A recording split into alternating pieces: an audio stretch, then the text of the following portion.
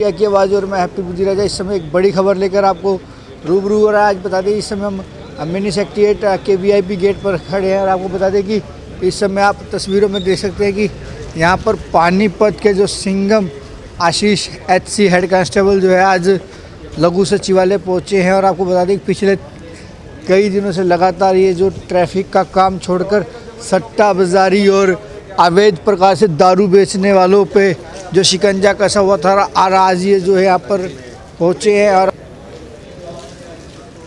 यहाँ पर पहुँचे हैं इस्तीफ़ा देने के लिए। जी हाँ, आपको बता दें कि बड़ी बात आपको बता दें कि बड़ी खबर ये है कि आज पुलिस वाले ही इस्तीफ़ा लेकर यहाँ पर पहुँचे हैं। किस बात को लेकर पहुँचे हैं, क्यों इस्तीफ़ा देना चाहते हैं, अभी मात्र करीब लगभग उनकी 15 से 20 साल की नौकरी हुई है, 18-19 साल की करीब उनकी नौकरी हुई है।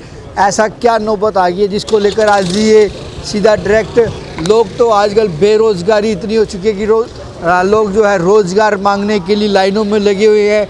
ये अपनी सरकारी नौकरी को रिज़ाइन देने के लिए यहाँ पर पहुँचे हैं। क्यों पहुँचे हैं, इस बात को लेकर हम यहाँ पर पहुँचे हैं, इनसे बातचीत करेंगे क्या है सारा मामला। और आइए अभी इन्होंने जो SP साहब को अपना रिज़ाइन लेटर देकर आए हैं, उस सारे मामले को लेकर हम इनसे बातचीत करते हैं। तो हमारे साथ जो है इस समय आशीष सिंघम जी यहाँ जुड़े हैं, उनसे बातचीत करते हैं। सिंघम जी, आज यहाँ पर आप आए हैं, किस लिए आए? सर 3 रेड 19, 20, 21 तीनों बार माल सहित आरोपी काबू, लेकिन पुलिस कौन सा माल? गांजा, शराब और जो सट्टा बाजारी का। तो आप आज यहाँ क्यों पहुँची? बस पुलिस करवा रही है, मैंने देख लिया वहाँ मौके पे पुलिस ही उनको छुटवा दिया। अब लास्ट में शराब पकड़ी, वहाँ सिविल में जाके उनको छुटवा दिया। अब क्या मामला था, थोड़ा खुल के बताएं, क्या मामला था, किन्होंने छुड़वाया, कब की बात है, ये किस मामले की बात कर रहे हैं? कल तहसील कैंप में, तहसील कैंप से आगे उधर नूरवाला में गली नंबर 2 में अवैध शराब बेची जा रही थी। तो हम पहुँचे, हमें तहसील कैंप की गाड़ी मिली यहाँ थाने की बरसत रोड चुंगी पे। तो हमें शक तो पहले हो गया था ये क्योंकि इनकी सेटिंग होती है, ये जाएंगे इनकी थाने वालों की इस प्रकार की सेटिंग, पैसे की सेटिंग होती है। आप सभी को पता है ये तो क्या सेटिंग होती है, बगैर सेटिंग के कुछ कोई कर पाएगा अवैध काम? आप भी पुलिस वाले हैं, पुलिस वालों पे आरोप लगा रहे हैं? आरोप नहीं है, सच्चाई है। आरोप नहीं लगाते हैं, सच्चाई है। क्या? पैसे लेने की, पैसे लेने की सच्चाई है। कोई प्रूफ है अपने पास?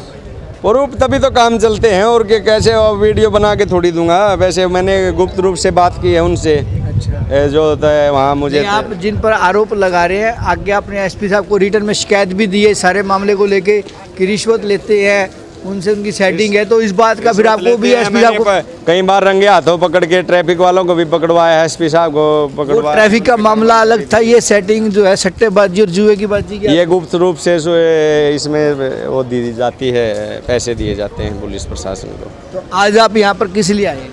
मैं अपना रिजाइन लेटर में अब ये जॉब नहीं करना चाहता, मैंने ये जॉब छोड़ दिया है, मैं नौकरी नहीं करना चाहता। क्यों, ऐसा क्यों? ऐसा क्या, अब मैं पकड़ता रहूँगा, वो छोड़ते रहेंगे और उनका साथ देते रहेंगे, ऐसे मज़ा थोड़ी आता नौकरी करने में। कैसे मज़ा आएगा? मज़ा तो क्राइम ख़त्म हो जाए जब मज़ा आएगा। आपको लगता है कि आपका एक रिज़ाइन देने से, एक भगत सिंह बनने से क्या मतलब शहर में, देश में भ्रष्टाचार खत्म? मुझे नहीं पता हो या ना हो, लेकिन मेरे सामने तो नहीं आएगी ऐसी बातें। मैं आराम से ज़िंदगी व्यतीत करूँगा। तो अब आपने रिज़ाइन दे दिया? हाँ, दे दिया। तो क्या एक्सेप्ट हुआ है? अब ये पता चलेगा।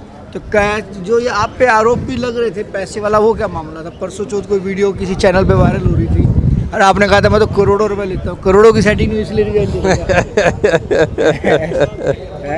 करोड़ों की सेटिंग नहीं इसलिए रिजाइन दे देगा? चलो आप कुछ भी पूछ सकते हो। नहीं, आप पे जो वायरल हुई थी उस बात को लेकर बात करिए। जो अरे हम तो ये अपनी ये भी नहीं, जो सैलरी मिलती है ना ये भी ज़्यादा है। अच्छा, हमें क्या करना है? तो आपके परिवार में भी पता चला है कि और भी पुलिस डिपार्टमेंट में आपके परिवार से हैं? नहीं, तो क्या वो भी ऐसे हाथ होते हैं? मुझे नहीं पता, मैं अपनी लाइफ का जिम्मेवार हूँ और किसी की लाइफ का मैं जिम्मेवार नहीं। तो उसमें क्या है कि मतलब आपको देख के उनको भी इस प्रकार की शिक्षा मिलेगी कि वो भी? मुझे नहीं पता किसको क्या शिक्षा मिलती है। इतने पानीपत पुलिस मौके पे इनको पकड़ा, इनको तो शिक्षा मिल नहीं रही। अच्छा। नशा तस्करों को छुटवा रहे साथ के साथ आके। मुझे नहीं पता, किसी के बारे में मैं कुछ नहीं कह सकता। तो आज आपने जो रिजाइन दे दिया है, तो अगर दोबारा अगर SP साहब जिनके ऊपर आपने आरोप लगाए हैं जिनके ऊपर आपने आरोप लगाए हैं और उन पे पुलिस कार्रवाई करती है, तो क्या आप अपना रिजाइन वापस लेंगे? अब दिल नहीं मानता। अगर ऐसे अधिकारी, ऐसे पढ़े लिखे ईमानदार अधिकारियों के टाइम में ऐसी वसूलियाँ हो रही हैं तो फिर। हो गया हैप्पी। क्या नाम है? हेड कांस्टेबल आशीष। अभी हमने जो है सारी बातें जो है सिंघम से रीज़न जाना कि उसका क्या रीज़न था, क्यों अगले ने जो है नौकरी का रिज़ाइन देने का ठान लिया और आज एसपी कार्यालय में यहाँ पर आकर जो उन्होंने अपना रिज़ाइन दिया। और आजकल बेरोज़गारी इतनी हो चुकी है कि लोग रोज़गार के लिए दर बदर भटक रहे हैं और एक आज सरकारी हेड कांस्टेबल ने जो आज नौकरी को रिज़ाइन दिया है, इस सारे मामले को लेकर यहाँ पर समाज सेवी हैं अमित स्वामी जी हमारे साथ, उनसे बातचीत करते हैं, उनको भी सारे मामले का पता है तो उनसे बातचीत करते हैं। स्वामी जी, पहले तो इंडिया की आवाज़ में स्वागत है आपका। आपका भी बहुत बहुत धन्यवाद सर।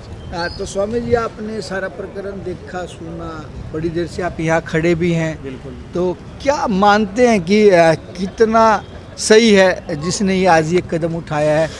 हरियाणा पुलिस का पहला एक एचसी हमने जो देखा है कि ऐसे का उसको देखकर उन्होंने रिजाइन दिया, क्या कहना चाहेंगे? सबसे पहले तो मैं ये कहूँगा कि ये पानीपत का ही दुर्भाग्य है कि पानीपत को एक ऐसा जांबाज, ईमानदार और नेक दिल सिपाही मिला और आज वो सिस्टम का शिकार होकर और मजबूर होकर आज वो उसने अपने नौकरी से रिज़ाइन देने के लिए, यहाँ इस्तीफ़ा देने के लिए पहुँचा है। ये पूरे पानीपत के लिए दुर्भाग्य है। तो आप यहाँ बड़ी देर से खड़े हैं, देख रहा हूँ मैं, तो क्या लगता है कि उसके काम में जो उसकी बातें कितनी सच्चाई लग रही है आपको, कि कितना वो सच है? और इस सारी बातों को लेकर आप जो उसने बताया कि कुछ वो कार्रवाई करने के लिए गया था और बाद में पता चला जी कुछ पुलिस कर्मचारी पे आरोप भी लगा रहा है वो कि उनकी शय में उनको भागने का मौका मिला, तो इन सारी बातों को देखते हुए आप क्या कहना चाहेंगे? देखिए, ये कुछ आप एज ए समाज से भी, मैं समाज से, हाँ बिल्कुल समाज से भी होने के नाते ही ये चीज़ बोल रहा हूँ कि जिस वक्त इसे सिपाही रेड करने गया उस वक्त बिल्कुल अपने मोबाइल से फेसबुक पे भी लाइव था और मीडिया भी साथ थी। सारा प्रकरण मीडिया के सामने हुआ, जो भी हुआ एक एक चीज़ मीडिया के सामने, खुले कैमरे के सामने हुई। उसके बावजूद भी आज उसका ये हाल है कि वो मजबूर होकर यहाँ अपना इस्तीफ़ा देने आया है। और ये कोई बताने की चीज़ नहीं, पूरा पानीपत इसका गवाह है कि जहाँ जहाँ से अतिक्रमण कोई आज तक हटा नहीं सका, पूरे पानीपत के अंदर वो हर इलाका आज अतिक्रमण से हट चुका है, बिल्कुल सफाचट। कहीं बाज़ार, कहीं सुनौली रोड हो या कहीं भी हो, सिर्फ एक बार एक आवाज़ पे ही पब्लिक ही इतना साथ दे रही है उसका, क्यों? ये कि नेक ईमानदार है और पब्लिक अपने आप ही अतिक्रमण छोड़ रही है।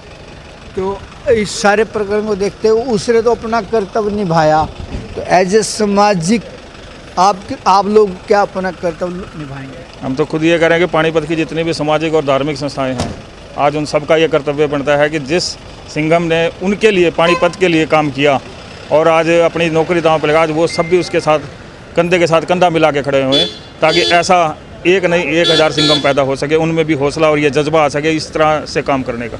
आपको पता होना चाहिए कि आजकल के टाइम में नौकरी मिलना कितना कठिन है। लोग पढ़े लिखे MBA, BA, BCom, पता नहीं कहाँ तक की डिग्रियां लिए हुए, मतलब 15-15, 20-20 हज़ार की नौकरी करने के लिए तरस रहे। और आज एक जो है जनता की सेवा में बीच में उतरा था सिंघम और आज वो नौकरी पे रिज़ाइन देने जा रहा है। ये अब करे क्या है, उसकी बेचारे की एक मजबूरी है कि वो अकेला ही इस भ्रष्ट सिस्टम के खिलाफ अकेला ही लड़ रहा है और उसको अब दोबारा जैसे मैदान में उतारा गया और 4 दिन के अंदर ही उसने वो धमाके किए, शहर के अंदर के सारा अतिक्रमण सब कुछ हटाना शुरू कर दिया। यहाँ तक कि जितने भी जुए के अड्डे या इन पर भी रेडे की और ज़्यादा से ज़्यादा शहर को क्राइम मुक्त करने का उसका एक सपना था और वो अगले ने किया भी, सरेआम सब पब्लिक के सामने है। और आज वो मजबूर इस तरह हो गया कि वो अकेला, उसको छोड़ तो दिया गया लेकिन एक बिना हथियार के सिपाही को अगर मैदान में छोड़ोगे तो वो मारा जाएगा।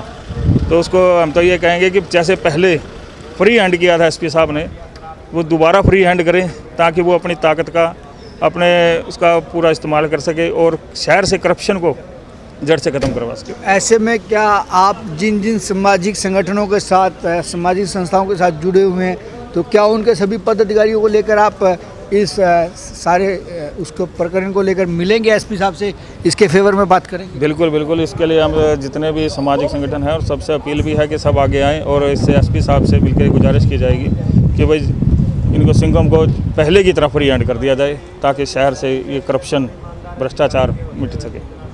तो पूरा परिचय दे दीजिए। अमित स्वामी, समाज सेवी पानीपत। तो ये थे आपको भी हमने जो है पहले सिंघम से सीधी बातचीत की, किस मामले को लेकर वह लघु सचिवालय में आए थे, और उन्होंने बताया कि कुछ ट्रैफिक व्यवस्थाओं को कंट्रोल करते करते उसके बाद जो ये शहर में जो है अवैध जुए, सट्टे कारोबार और अवैध खुर्दों का जो काम चल रहा था उस पर इन्होंने जो शिकंजा कसने का कार्य किया। और उस दौरान इस बीच में कुछ सिविल ड्रेस के पुलिस वालों पर उन्होंने आरोप लगाए कि पुलिस वालों की शय में उन आरोपियों को भागने का मौका मिला।